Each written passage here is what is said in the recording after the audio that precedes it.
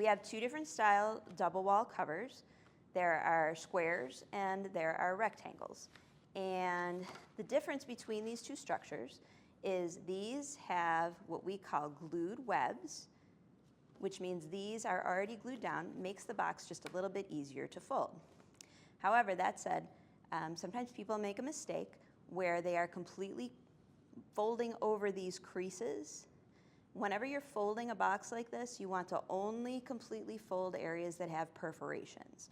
Creases should only be folded to the point that you need to fold the box. So I'll show you what that means. So for the perforated edge here, we can bend that over completely. For our sidewalls here, what you want to do is only fold it over, only fold it up enough to tuck this edge in. Because if we fold it and pre-break it here, what's going to happen is we can end up with a cracked edge, cracked corners, cracked creases.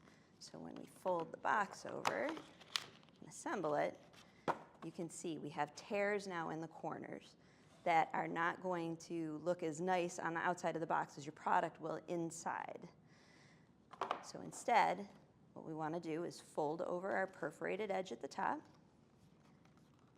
open up those glued webs, and tuck this in without pre-breaking these creases here, which results in a nice clean edge, no rips or tears on the corners or on the crease.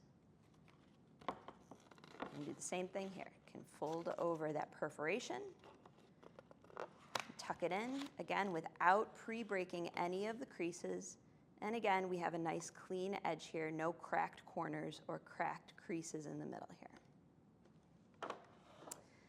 So on the square covers, these are a little bit trickier to assemble, but also less likely to crack because we don't have that thick edge here. These are okay to pre-break a little bit.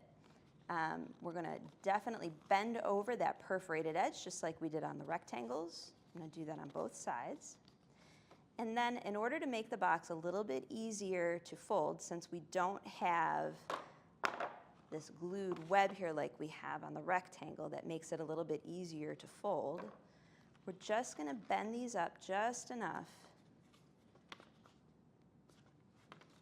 You don't wanna go past where you would normally fold the box. We don't want to fold this all the way over, again, because we could end up with a cracked crease like we did on the rectangles. So we're going to fold the sidewalls up, push in those corners, and fold down that back foot and lock it in place. And again, just like our good rectangle fold, there are no cracked creases or corners because we didn't over pre-break those areas. So again, I'm going to push in my corners here, fold this down, lock it in place. And just like our other side, we have a nice clean crease and no cracked